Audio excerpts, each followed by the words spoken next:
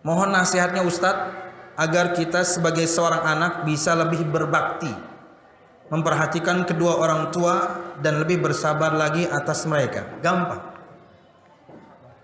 Ya. Anda harus membaca firman Allah Subhanahu wa bagaimana Allah menerangkan kehamilan seorang ibu itu beratnya luar biasa. Anda juga harus baca bagaimana dulu seorang tabi'i, dia gendong emaknya dari Yaman, dia gendong emaknya untuk hajian ke Mekah. Sampai ke Mekah, ketika tawaf dia ketemu dengan Abdullah bin Umar bin Khattab. Dia bertanya, "Wahai Abdullah bin Umar bin Khattab, cukupkah perbuatan baikku ini kepada orang tua? Aku," kasarnya kalau bahasa kita, "Nih pinggang saya mau patah nih. Saya gendong ibu saya dari rumah nih sampai sini." Apa jawab beliau? Ya, apa jawab beliau? "Satu helaan nafas ibumu ketika melahirkanmu tidak bisa kamu balas.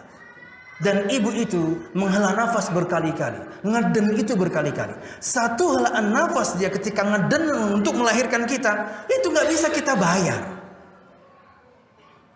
Jadi perlu kesabaran yang ekstra.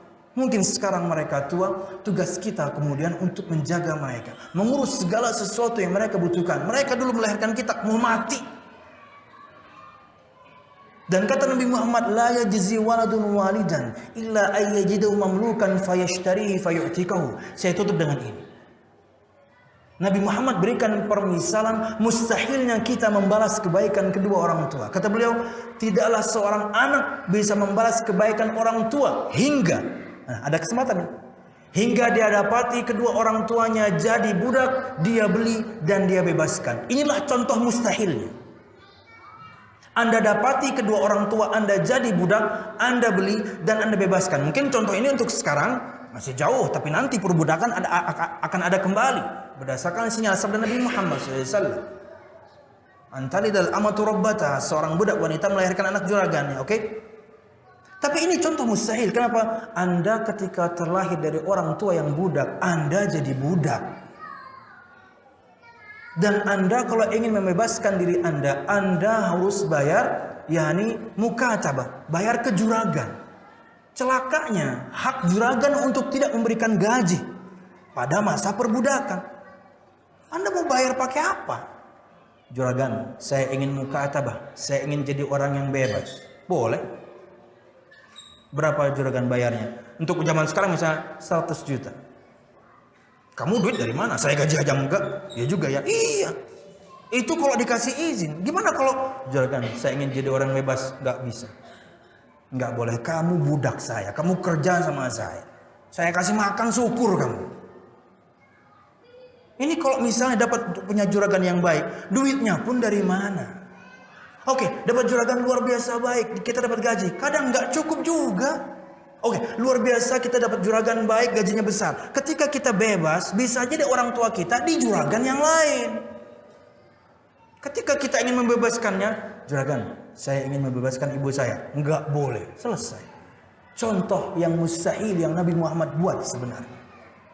Hingga kamu dapati kedua orang tua mau jadi budak, kamu beli dan kamu bebaskan. Itu contoh mustahil. Maksudnya kamu gak bisa balas kebaikan orang tuamu.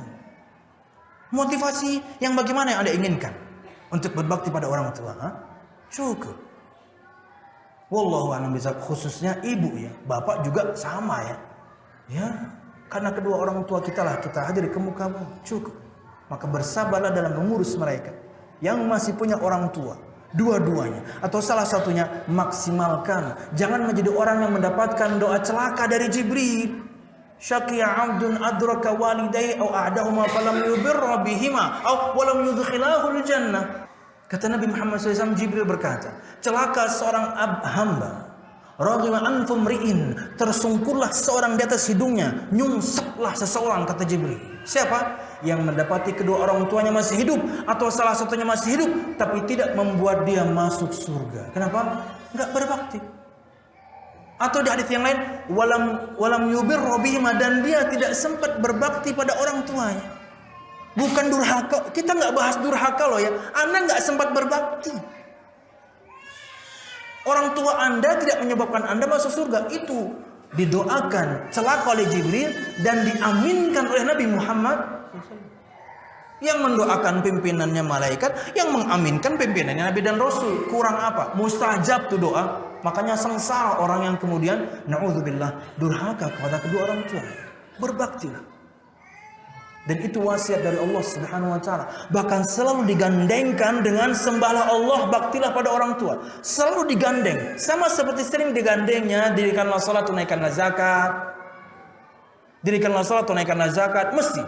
Jadi sembahlah Allah, baktilah pada orang tua. Selalu digandeng karena pentingnya berbakti kepada kedua orang tua. Jadi kenali keutamaan berbakti pada orang tua cukup untuk memotivasi Anda untuk berbakti kepada mereka. Wallahu a'lam bishawab. Ini yang bisa saya sampaikan. Mudah-mudahan bermanfaat. Salah dan khilaf, mohon maaf. Mudah-mudahan kajian kita diberkahi Allah Subhanahu wa taala. Amin ya rabbal alamin.